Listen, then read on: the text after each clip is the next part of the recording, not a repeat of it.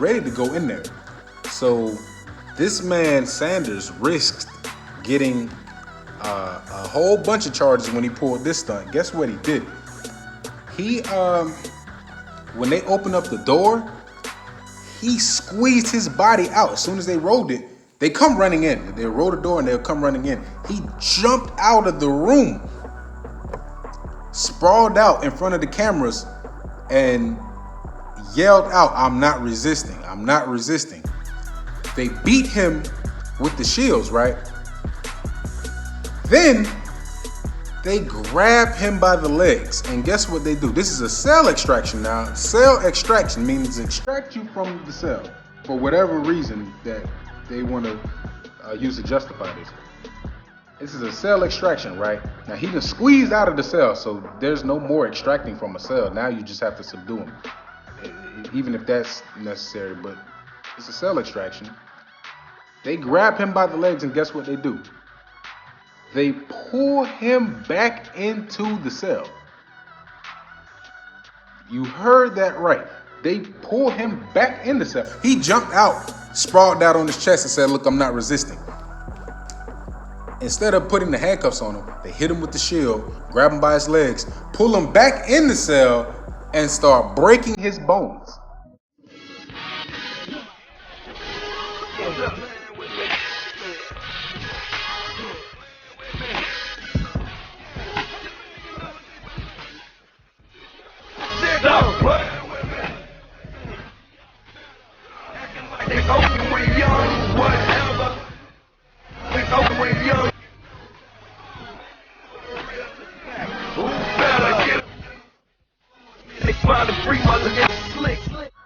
Alright, welcome to the Convict Podcast, folks. I'm your host, Dimanche, and don't it feel good to be back to our regularly scheduled programming? There was so much news breaking last week, or really like the last 3-4 days, that it took away from the primary setup that I have going with my podcast, because it was just like random. It was coming in literally by the hour. And there's about 3 more new deaths that's popped up that I haven't even got to finish investigating. But it's like every other day, there's something happening at a different prison, and they still haven't learned that body cameras, they're imperative at this point. It's to the point where it's almost as if the agency cannot even continue to operate absent these body cameras. That would, at this point, be a dereliction of duty to not implement mandatory use of body cameras at this point. There's just too much killing going on with weird answers, very little answers, and very little coverage. But as always, I'm gonna stay on top of everything. But the Department of Corrections is just an agency in chaos at this point. And there's the public outrage at this point is maddening. It's to the point where, now that people are seeing what's going on inside of the prisons, they're scared. People who've never committed a crime in their life they see this abusive culture. They're seeing it firsthand now, and it's a shame, because they're still not even getting a glimpse. Because trust me, there's been about I would estimate about 30 Otis Millers since that video was released. Since what happened to Otis Miller came out, that happened about 30 more times. Because that day, I guarantee you, it happened several times. It just was not caught on camera. So just keep in mind, as horrible as it is, as depressing as it is, as outrageous as it is, this ain't even a drop in the bucket. All of these murders and everything, I mean, just take a look at the mortality statistics. You don't even have to go to every prison. Just go to RMC, just go to Butler, and see how long it takes you to scroll down to the bottom of the page. Is that many dead people. So it's only a drop in the bucket, folks. So typically what I would do, I would get a mysterious death, and I would read the Inspector General reports, and I would decode it, and I would explain to you guys how inmates' death, the circumstances, the mysterious circumstances surrounding an inmate's death, and I give you some answers to it and fill in the blanks.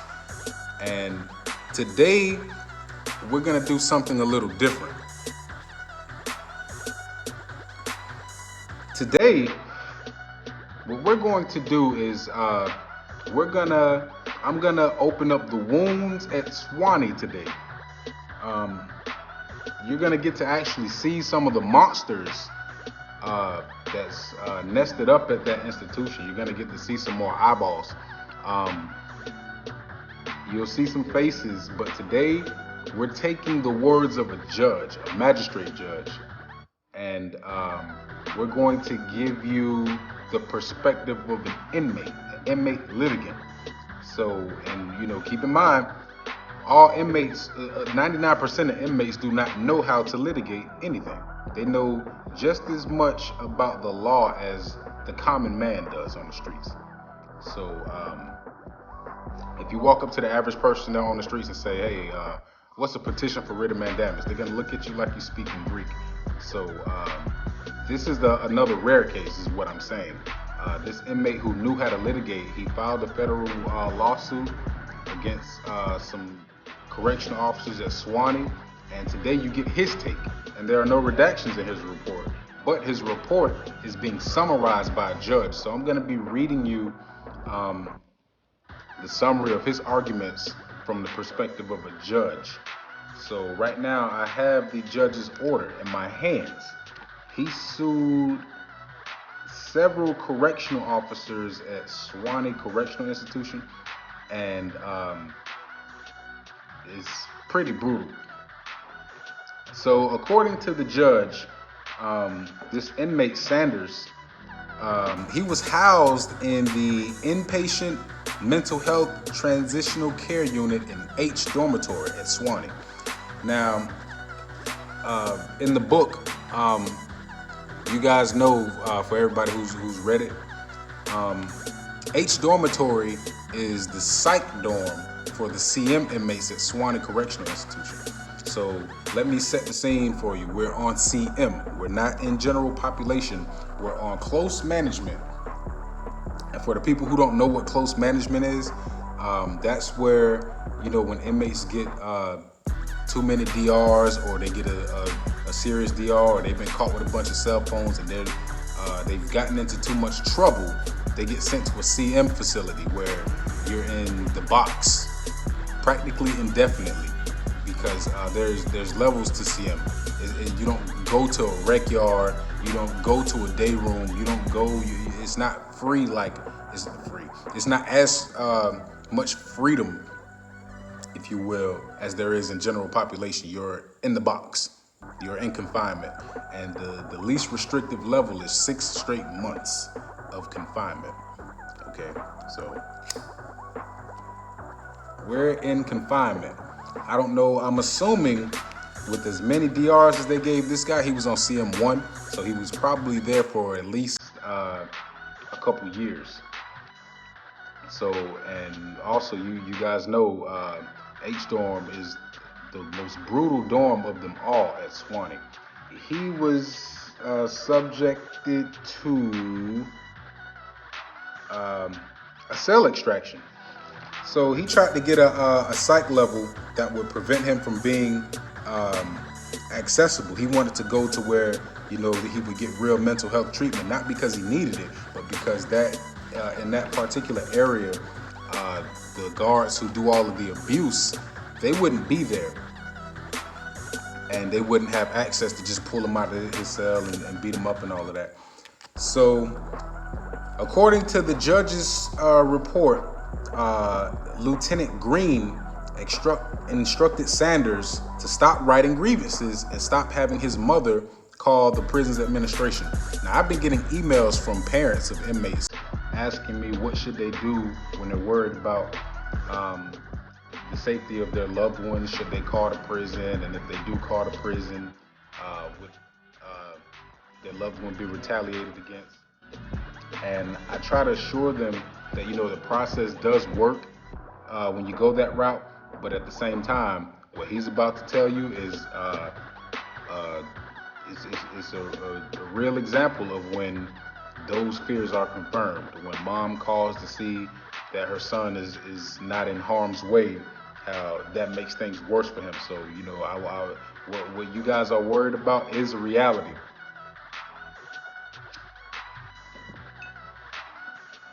So with his mom calling to check up on him after he reported that he was being threatened by these officers and that they were trying to kill him and everything, that made them abuse him even worse. So they put him on property restrictions, and an officer named Officer Richter put him on property restrictions because, quote, he was putting as many blacks on strip as he could. So this Officer Richter is, according to this, a racist who was putting the blacks on strip, where it is the property restrictions, 72 hours where they take your clothes and leave you in the cell butt naked and make you sleep on steel. So on April 12th, his mother called and informed the administration about Richter's plan to put all the blacks on strip. And that same day, Richter, an officer named Stratton, and an officer named John Coates, they came to his cell and told him that his mother could not save him. And it's so crazy that, John Coates has been brought up in this lawsuit, because I know him very well. John Coates, this man, he was an officer at Suwannee when I was there. He worked in G-Dorm. And, for all of y'all that know about the Save a Life process from the book, he was the main officer doing that Save a Life crap. He slammed so many inmates on their heads. I'm sure that he's killed a few of them. And, that was his MO. Like right now, when we talked about the death of Sean Gooden, remember, the officer said while he was shackled up, keep in mind, when they shackle you up, they put you in handcuffs. They put a black box around the handcuffs, and then they shackle you from head to toe. So it's very hard to move when you're being escorted on CM. And when Sean Gooden was killed, they said that he lunged and tried to headbutt the officer, which caused the officer to redirect him to the ground and broke his neck. You're gonna see how Coates actually did this in this lawsuit. And but that was Coates' main thing. He'd pick an inmate up over his head and slam him on their neck. And I'm absolutely certain if they looked into his personnel file and seen how many use of force reports make that same allegation, inmate in shackles lunged at him and he redirected him to the ground, they're gonna find probably dozens of inmates who've gotten brain injuries and neck fractures, and some who've probably died as a result of this man, John Coates, doing that Save a Life process. That was his MO. He wasn't even big on, as big on gassing inmates. All he did was save lives. So, and it's crazy, on his Facebook, man, the man's a damn maniac. I saw he has his children, and I would never post nobody's kids on period, on nothing. But that picture, he has 3 kids. All they look like they're all under the age of 8, between 4 and 8. And he has a picture of all of those kids posing together with rifles. One of them has a AR-15 with a loaded magazine in it, and they're just there, just pointing the guns in the air. I'm like, wow, man, you want to talk about bad parenting. But that was him. I got a good look at his social media fingerprint, and he's just as crazy as I thought he was. But back to this. They say that his mother can't save him. They refused to feed him. They kept giving him air trays and all of this. And this Officer Richter, he tells him, if you don't tell your mom to stop calling the institution, I'm going to, quote, get the 5 biggest motherfuckers and run in your cell and beat your ass. So, to make up for to excuse the strip process, putting them on strip, they gave him a DR for, they gave him a bogus DR saying that he wasn't cleaning his room, so they took his property. That never made sense to me, but that's what they do. So he gets another officer to put Sanders on strip to make it look like, you know, since there was already grievances written about him, he had another officer do it as a favor to him to keep his hands clean. And they write him a DR for misuse of state property. He has to sleep on the steel. And guess who Mr. Sanders reached out to for help? Our friend Chris Landrum. And guess what Chris Landrum did? Made all of his grievances disappear. Probably hoping that these guys will hurry up and kill him so that they can move on to the next one. So they go into how Landrum is a defendant in the lawsuit too. He didn't interview him. He didn't send any medical professionals to go check out his injuries or anything like that for his safety. And then there's a doctor involved here. So he makes a complaint to a Dr. Lim about you know, the physical abuse and being put on strip, and the doctor ignores him, doesn't file an incident report and all of this. And since he had the audacity to complain to the doctor, Richter says, since you want to complain to the doctor, we're gonna fuck your black ass up. So the assistant warden Mock comes around, and he's walking through the confinement units, right? And inmate Sanders tries to, you know, explain to him that, you know, they're abusing me every day. Give me some help. And Mock tells him, you better get off of the door before I have you put on property restrictions. That's what the assistant warden tells him. The assistant warden, it's like, who do the inmates run to when they have concerns of anything? The assistant warden is ready to do you the same way that the officers did you. So eventually he gets escorted to see a doctor. And by the time he sees the doctor, he bumps into a lieutenant named Nancy Crawford. She comes to his cell and she tells him, we're going to break you of your little habits, which is filing grievances. So Crawford, she's ready to, you know, put the fear of God in him. Like, okay, you want to file grievances? I'm going to show you what Suwannee's about. And a lot of inmates have died under, on her watch, under Lieutenant Crawford. She's a captain now, but at this time she was a lieutenant.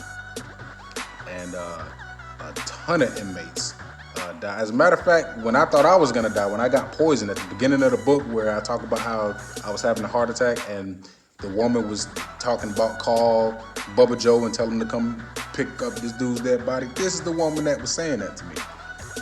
And it was her and the nurse ready to get me up out of there. And that was after I had been poisoned. So Crawford has the officers take this man out of his cell, right? And they place him on property restrictions.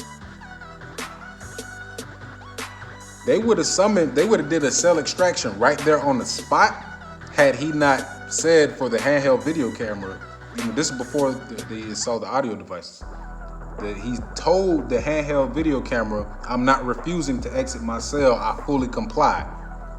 Since he said that out loud, when they pulled out the handheld recorder to put him on strip, they were careful. And it was like, okay, well, he was smart. He put it on the record, so we ain't gonna do it right now. So again, all of the footage goes to Landrum.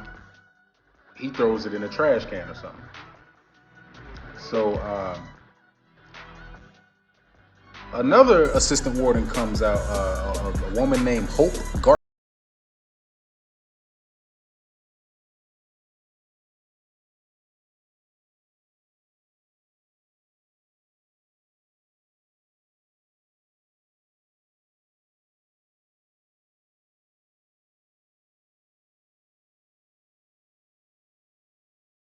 the assistant warden. Like now, he's been threatened by 2 assistant wardens, and Chris Landrum is making sure the records washed away. How is he gonna get help? Remember I told you guys Suwannee took the grievance procedure out of the equation altogether, so you gotta file things like this, and you gotta file FBI complaints. I'm gonna have a link to this, so if you guys wanna read it yourselves, you're free to have at it. And this is just more evidence what I've been telling y'all. So eventually they place a magnetic flap over his window so he can't see out. Now, you know, that's psychological torment. It's sensory deprivation. You know, they put this flap over your cell door so you can't see anything, and you don't know when the food's coming. You don't know what's going on outside. If they standing outside your door putting on these suits ready to come in there and kill you, you don't know nothing. You just in a box. You don't know if it's night or day. You lose sense of time. They treat him like that, and then they start threatening him, telling him that the video-only surveillance shows them at his cell, so they can say that they were there for anything, and they can just since the video didn't record audio, it would justify whatever they did to him. That's what they're telling him here. So now, while he's got the magnetic flap over his door, an inmate that's in the CM unit with him yells out to him, and the inmate tells him, "Hey man, they booting up right now." He can't see outside of his cell because they have that magnetic flap on his door, so he can't make preparations or nothing. He don't know what's going on. An inmate yells to him, "Hey man, they suiting up. They putting on the riot gear. They about to come in your cell." So an inmate warns him. He can't see what's going on outside the cell. An inmate warns him that they're about to come and get you. And so he takes all of his personal property, his mail, his toothbrush, anything that he can salvage. He wraps it up in a blanket and stashes it underneath the bed so they can't see it, and hides it behind the locker. So they came with the handheld camera, and they tell him, "Are you gonna comply with our lawful orders and all of that?" So he yells to the camera while they got this handheld camera out, and he says, "I'm not resisting. I will comply with whatever y'all tell me to do, and I will willingly submit to hand restraints. I'll put these handcuffs on. Y'all just don't come in my room and beat me up. Take me out, do what y'all got to do." They didn't have any reason for they didn't even set forth the reason why they needed to take him out. So they don't even open the flap. Like, the flap is locked. So he's telling them, "I will submit to hand restraints." They don't even open up the flap to give, and all of this stuff is on camera. This is documented. There's a tape of all of this stuff. So they don't give him a chance. They don't even open up the door for him to put his hands out. They just say, "Oh, you're not going to submit to hand restraints." He's saying, "I will," and they're not giving him a chance to do it. So they initiate the cell extraction. They open the door, and the riot team, they ready to go in there. So this man Sanders risked getting a whole bunch of charges when he pulled this stunt. Guess what he did? He when they opened up the door, he squeezed his body out. As soon as they rolled it, they come running in. They roll the door and they'll come running in. He jumped out of the room, sprawled out in front of the cameras, and yelled out, "I'm not resisting. I'm not resisting." They beat him with the shields, right? Then they grab him by the legs, and guess what they do? This is a cell extraction now. Cell extraction means extract you from the cell for whatever reason that they want to use to justify this. This is a cell extraction, right? Now he done squeezed out of the cell, so there's no more extracting from a cell. Now you just have to subdue him, even if that's necessary, but it's a cell extraction. They grab him by the legs, and guess what they do? They pull him back into the cell. You heard that right. They pull him back in the cell. He jumped out, sprawled out on his chest, and said, "Look, I'm not resisting." Instead of putting the handcuffs on him, they hit him with the shield, grab him by his legs, pull him back in the cell, and start breaking his bones.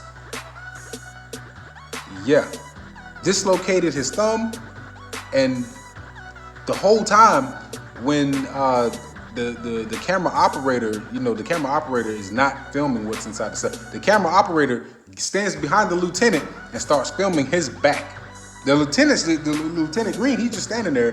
The camera operator has the camera to his back, just recording him, while the whole time in there's a man screaming bloody murder, having his bones broken by these correctional guards. So they do him so brutally, and then they take him out to see the nurse. The nurse doesn't do anything. The nurse doesn't even document his injuries. Didn't document a single broken bone, and made him sit in his confinement cell until his bones healed naturally.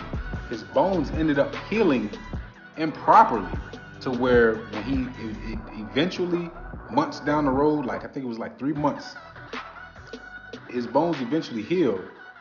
The doctor had to break his bones again so that they healed in the right manner. That's what they did to this man.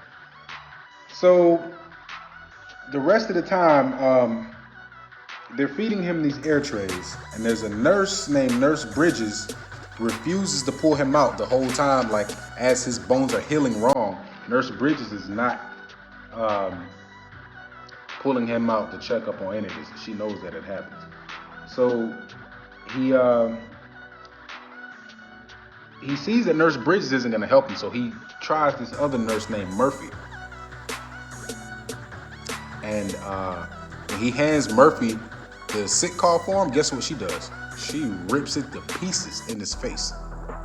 So Bridges doesn't pull him out. Murphy rips up his grievance in his face, and his bones healed all wrong. All of his bones that were broken. And he appealed again to Chris Landrum.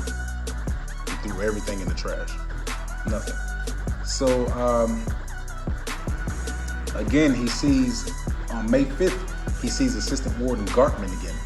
And he tells her about everything that happens to him, and he hasn't been eating in weeks. And how this guy Coates and Greene, they've been putting empty food boxes in the cell. And she told him, I don't care. And just walks away from the cell. And she comes back to tell him, tell your mom to stop calling the institution.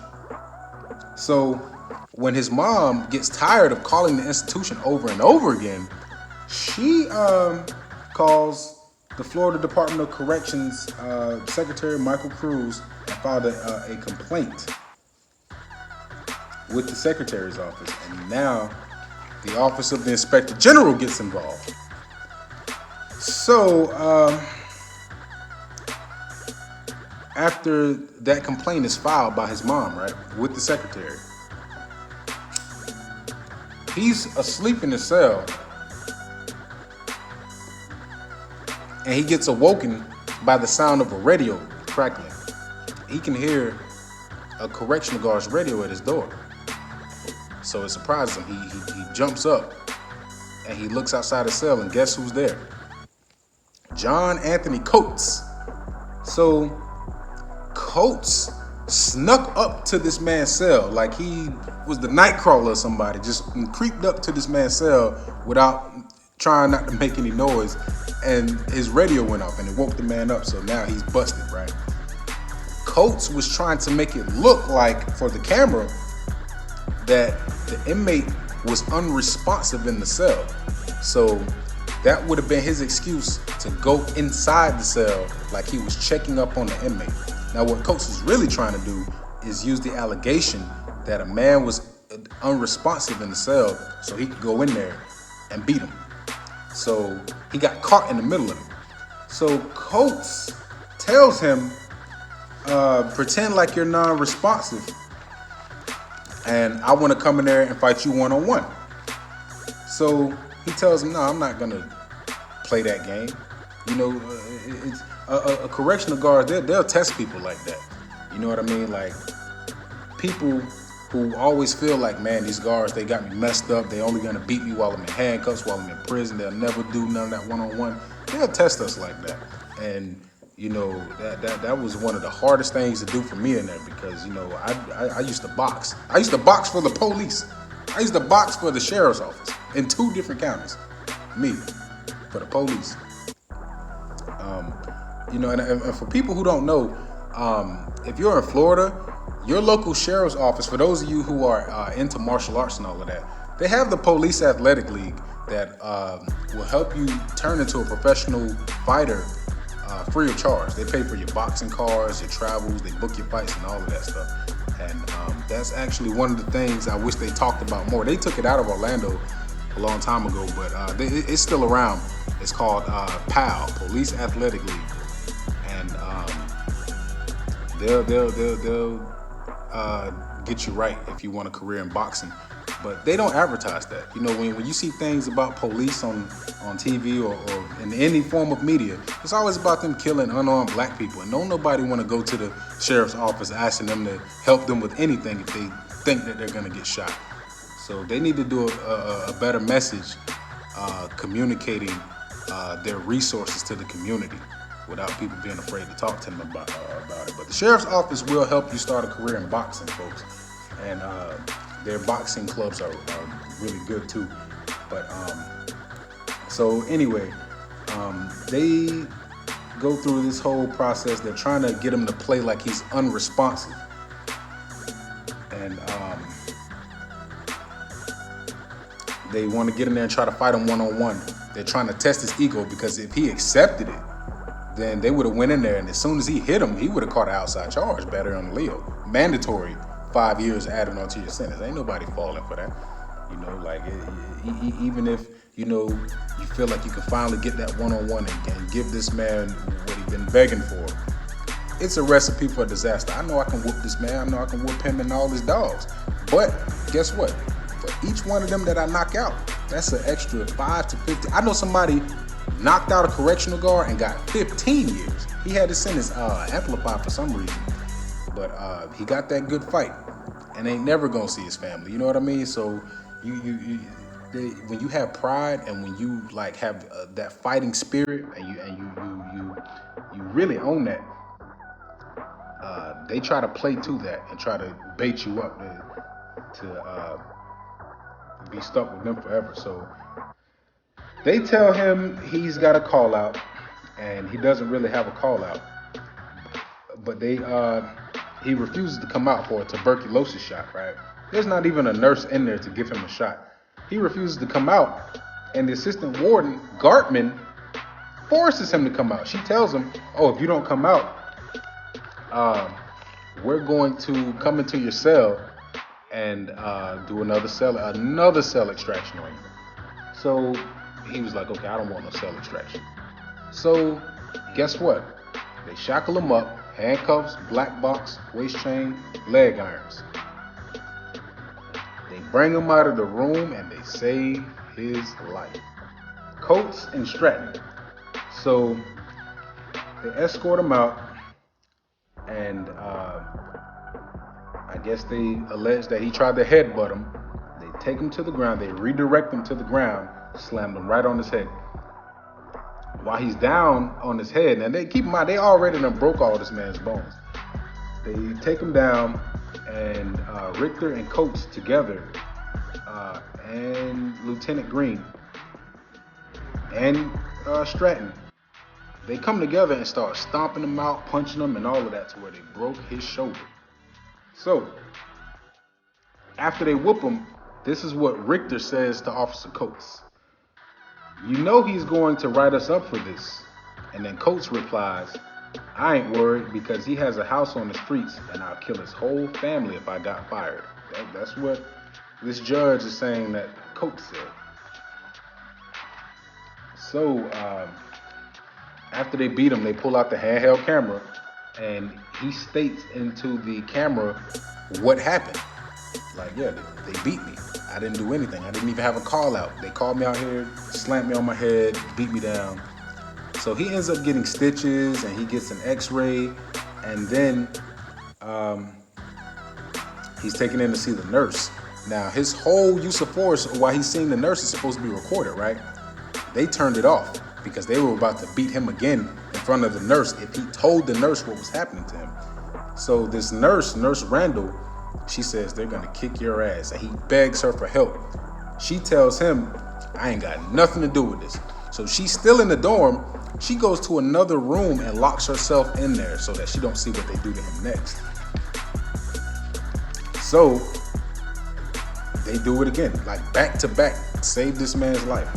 They're escorting him, and they start walking at a fast pace. And you're in leg irons and you shackled up, you cannot move. You can shimmy, but now they're running. And if he can't keep up with running, they're gonna allege that he's resisting arrest. That's exactly what happens. They slam him again, save his life. And then this time they broke his wrists and his fingers. So at this time, the lieutenant that was, supervising all of this stuff, I guess he was off this day. And another guy named Captain Sanders comes in and he tells them, I'm not down with this. Whatever y'all doing, y'all better hurry up and make this look good, because I don't want nothing to do with it. So the nurse finally gives this man some medical attention. He gets 2 stitches in his eye. And they grabbed him by his head while they was doing this. And they beat his skull in until they busted his eye open. That's another way that they, pop the inmate's eyeballs out. They'll beat the side of the head in and pluck it out. As a matter of fact, this particular officer, Officer McGuire, he didn't have anything to do with this, but that was his MO. Whenever and I watched him knock a man's teeth out like this, save a man's life, or have Coates save the life, and then he'll come in, grab the head, and beat an inmate's teeth out his mouth, just bang his head up against the ground. And this guy McGuire, I'm surprised he wasn't involved in this, because he was ruthless. He was the one in the book where I talked about the officer on the day that George Zimmerman was acquitted. The officer who went and got the shirts made that said "I shot Trayvon." That was him, McGuire. He actually he said he applied to be the next death row executioner, because the other executioner was having some regrets about his job, and this guy goes and applies for it. He probably got it. They got more than enough bodies just working at Suwannee anyway. Killing an inmate he was the one that I was saying that, killing an inmate was so something that he loved doing so much, he could do the death row job for the rest of his days, this guy McGuire. But he wasn't in this lawsuit. I just figured I'd bring him up because that was his MO, smashing an inmate's face against the ground. So they beat this man so bad, even Suwannee says, all right, we got to get him out of here. We got to get him to an outside hospital. Y'all didn't kill him, he's still alive. And this ain't gonna look good. So they sent him to Jacksonville Memorial Hospital. And that's where he finally got the care that he needed. That's where they had to break his arm again and put screws in it and all of that. And then after that, they sent him to Lake Butler, who didn't give him the neck surgery he needed for another 3 months. So after initiating this complaint, this lawsuit, he actually got a chance to see the footage, right? And he noticed that there was a part of the footage that was cut out. And apparently, Inspector Brad Howard altered that footage to where it didn't show when he was on the ground being beaten after that, after one of the cell extractions. It showed after he was standing up and put into his cell. So they got the inspector participating in all of this stuff. So that was a synopsis from a judge. Even though it was this man's account, this is an official document. And after that part, after it says what the inspector does, the judge goes into a summary judgment standard. And he goes on to say which defendants are liable in the civil action and which ones are going to be dismissed. The judge ended up dismissing some of the defendants in that complaint as defendants. He freed them, but the guards that I just named, Coates and all of them, they remain defendants, and I don't know what the outcome of the case has been. So this inmate might be the next one to personally prosecute correctional officers if he can keep it up. So I'm rooting for him. But just wanted to give y'all some insight into Suwannee from a different outlook. And instead of me telling, telling the story from my view or getting a Inspector General report and then trying to interpret it for you guys, here's an official document in a case from actual victim in his words, his account of what happened to him at Suwannee. And he is extremely lucky he's not on the mortality site, because by all means he could have died. They did 3 cell extractions on him. He could have died in the first one. They saved his life twice. He could have died in either one. He cheated death 5 times and made it to litigation. That's what it takes to get to the litigation point. Dealing with Suwannee, when our friend Chris Landrum was allowing it to operate this way. And while this was happening to him, at least 5 more inmates were going through the same thing at the same exact time. That's how Suwannee works. So, and I was looking at Ku Klux Klan analytics in the state of Florida. And it's no surprise. There's a correlation between the Klan and Department of Corrections, because when you look at where the heaviest Klan activity is in the state of Florida, number 1 being Live Oak, right there where Suwannee's at, the higher the Klan activity is that's noted by the Southern Poverty Law Center, it correlates with the use of force. It's like if the Southern Poverty Law Center says counties X, Y, and Z have the highest Klan activity, if you look at Department of Corrections use of force statistics, it's going to be those same counties. They have corresponding uses of force. You know what I mean? Like if it's 100 Klansmen in Live Oak, there's been 100 uses of force. And if there's 30 in Perry, there's been 30 uses of force at Taylor. You know what I mean? Like, it's a no-brainer. Just look at the stuff. But that was just a different take on the Convict Podcast. Insight into what is called the Writ Writer from his account and how he's litigating it. He's doing a fantastic job. Let's see what the magistrate judge does in that case, and I'll look further into it and I'll tell you what the verdict is. And if somewhere along the line he manages to get them to a trial, I'm going to make sure that I go and document it as best I can, because the world missed it when I did it. And if this happens, I'm gonna make sure that the world gets to see firsthand these correctional officers held to account, specifically by the people that they victimize, because we can't rely on the criminal justice system as is to defend us, as you see today. You know what I mean? Let me know what you guys think about it, and I'll see about keeping them coming. Till next time.